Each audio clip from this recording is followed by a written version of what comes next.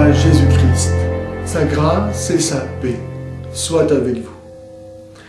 Toute la foi, et donc la réalité elle-même, est fondée sur le paradoxe de l'union des contraires, ainsi qu'en témoignent la foi et la raison.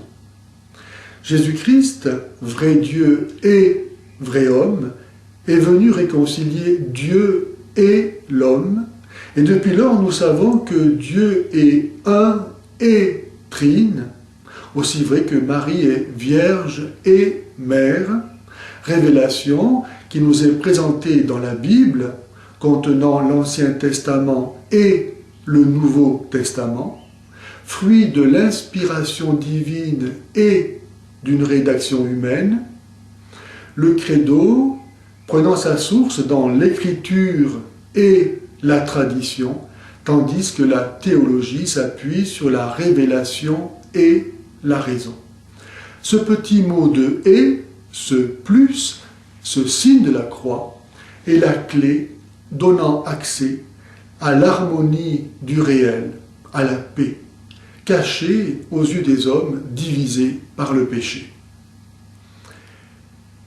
Jésus-Christ n'est pas venu seulement réconcilier Dieu et l'homme, il est venu réconcilier les hommes entre eux, les Juifs et les païens, au sein d'une seule et même Église catholique, c'est-à-dire universelle. L'Église catholique est le corps mystique de Jésus-Christ et une institution humaine.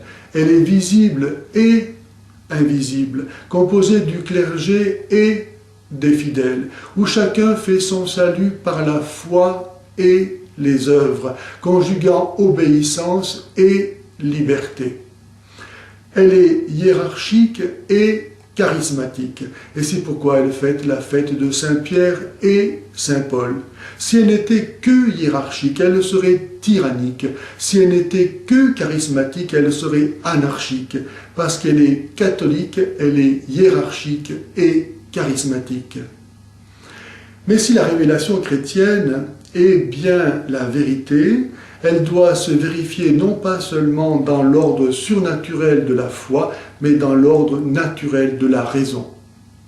Et de fait, nous voyons la philosophie distinguer dans toute la création l'être réel et l'être de raison, l'être en acte et l'être en puissance, l'essence et l'existence, la substance et l'accident, la matière et la forme, l'être humain, homme et femme, composé d'esprit et de matière, d'un corps et d'une âme. La méconnaissance de ces distinctions et de l'unité supérieure en lesquelles elles s'harmonisent entraîne de graves confusions et est source de nombreuses erreurs alimentant hérésie et schisme. Ainsi, par exemple, la méconnaissance de ce principe philosophique de la réciprocité des causes que l'on retrouve dans le signe de la croix, dans ce « et », ce « plus », cette union, rend impossible la résolution d'un problème tel que celui-ci. Est-ce que c'est le repentir du pécheur qui est cause que la grâce lui est redonnée, ou bien est-ce la grâce qui est la cause de son repentir?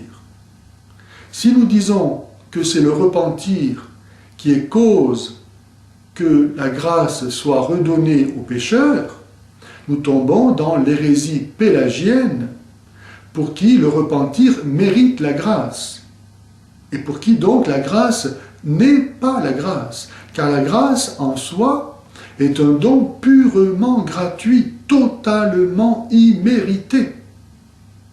Et de plus, ce repentir qui précéderait la grâce, étant une œuvre purement humaine, laisserait à croire que nous sommes capables de quelque chose sans la grâce. Alors que Jésus dit « Sans moi, vous ne pouvez rien faire ». À l'inverse, si nous disons que c'est la grâce qui est la cause du repentir, nous tombons dans l'hérésie calviniste ou musulmane, pour qui le repentir n'est pas libre, parce que la grâce ne peut pas être refusée. Et très logiquement, ces hérésies en arrivent à soutenir que Dieu refuse sa grâce à ceux qui ne se repentent pas.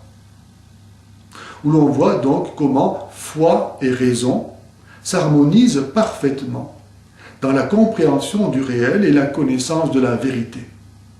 Ainsi, si dans l'ordre de la causalité matérielle, le repentir est cause que la grâce est redonnée aux pécheurs, dans l'ordre de la causalité formelle, c'est la grâce librement reçue qui est cause du repentir, auquel elle donne sa spécification surnaturelle. À la lumière de la croix qui réunit le haut et le bas, Dieu et les hommes, la droite et la gauche, les amis et les ennemis, en un même amour, le catholique est appelé à réaliser l'union des paradoxes, à tirer de son trésor du neuf et de l'ancien, en se montrant candide comme une colombe et prudent comme un serpent. Le signe de la croix est le plus ancien, le plus universel, le plus éloquent signe de réconciliation. La croix nous enseigne à prendre radicalement au sérieux l'histoire et à tendre vers l'éternité, à aimer la vie présente et à ne pas craindre la mort, à voir le caractère tragique de la vie et à cultiver l'humour et la simplicité, à honorer tous les hommes parce qu'ils sont enfants de Dieu et à démythifier l'orgueilleux, à se conduire en serviteur de tous et à vivre libre à l'égard de tous, à servir sa patrie et à se sentir frère universel, à unir dans la même personne l'homme d'action et l'homme de prière, l'homme rigoureux sur les principes et indulgent envers tous, à cultiver l'humilité la plus radicale et la conscience d'être unique. L'hérésie consiste à choisir une vérité au détriment des autres. Par exemple, la justice sans la miséricorde, ou l'inverse, la foi sans la piété, l'austérité sans le sourire, la prédestination sans le libre arbitre. Les hérétiques sont ceux qui choisissent, qui ne veulent pas du tout, qui ne veulent pas être catholiques.